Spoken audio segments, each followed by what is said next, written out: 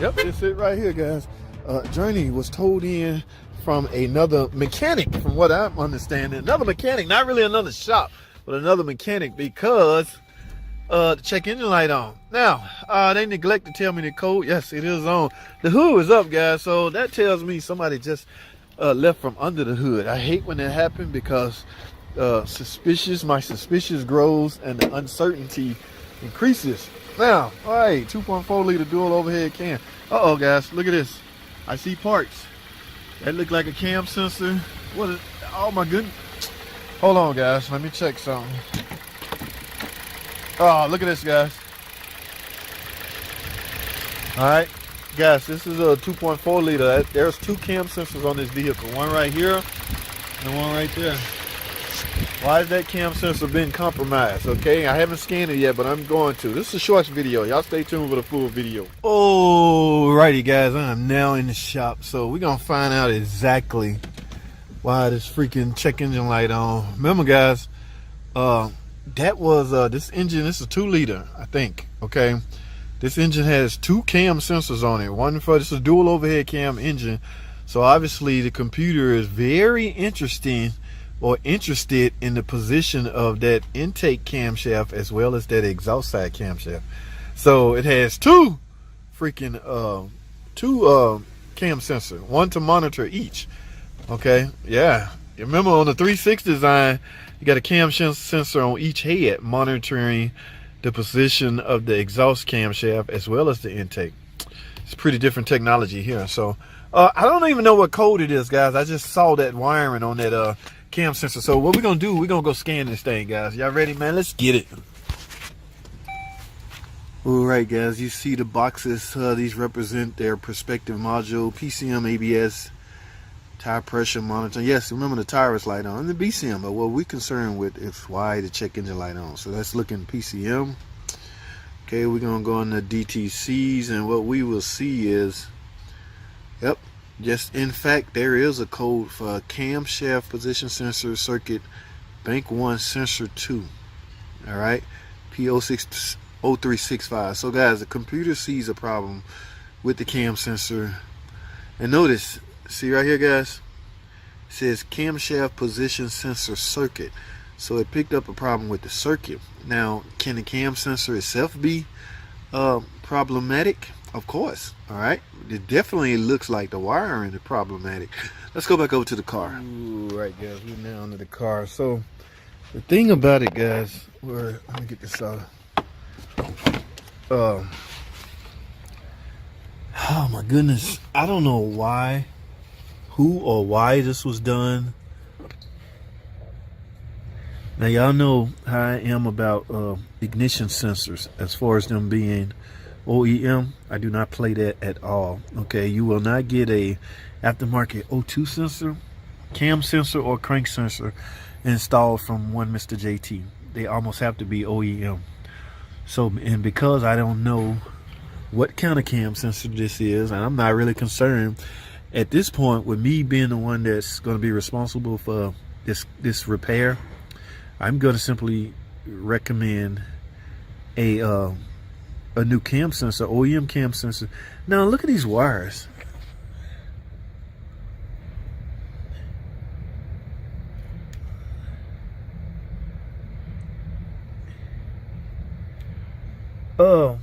I don't know if this wired right, guys. They got the pink wire that's coming out of the harness going. Now I don't know, this connector might not be for this car, so let's not jump the gun.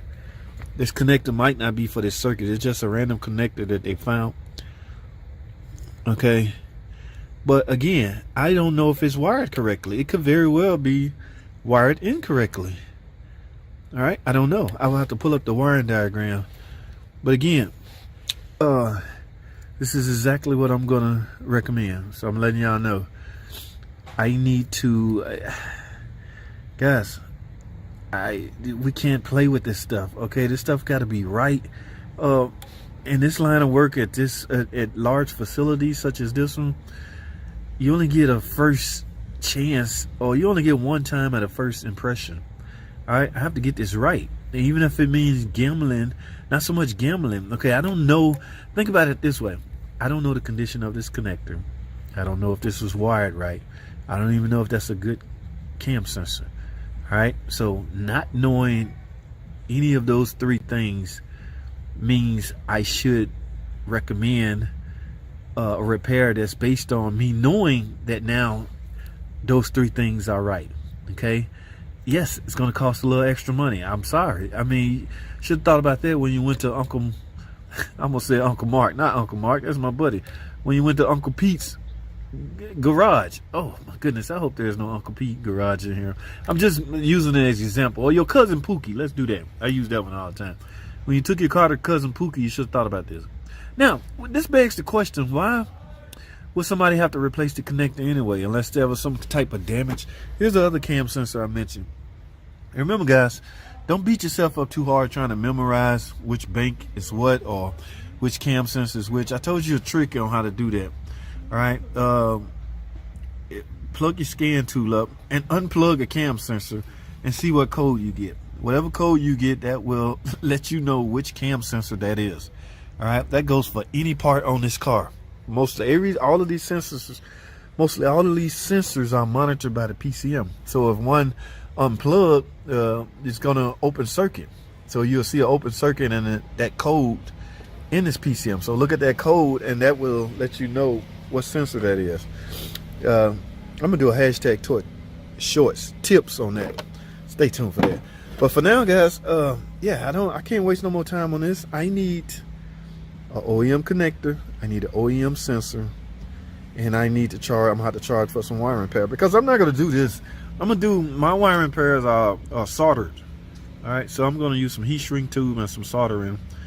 And after I find out what wire I go where, again, I don't know this, so I'm gonna make a repair kit based off what I know from that point. So let me plug this back in, check the rest of this car over, and we're gonna go from there. I don't know what happened, man. I hate when people, I don't know, like it came from another shop or it came from a cousin Pookie. I don't know, but guys, I know sometimes prices can be high, but I don't know how to explain it, because you got to pay for diagnosis and getting your car checked out right. The advantage that some of the big shops have is they have the proper equipment to diagnose it right the first time. A lot of people do this. They bring their car to the shop, pay the diagnostic time, find out what's wrong with it, and then they take it back to cousin Pookie. We have no problem with that. That's why you invested in. That's why you get charged a diagnostic time. The mechanic don't like it, especially if you spend hours diagnosing your car. Yeah, he don't like that, not one bit.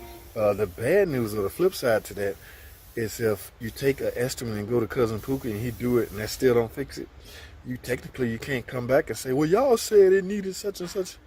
Hey, you know what I'm saying? It's just one of those catch-22 things. Guys, that's all I have for this video. Thanks for watching. Come and subscribe. I'll see y'all in the next video.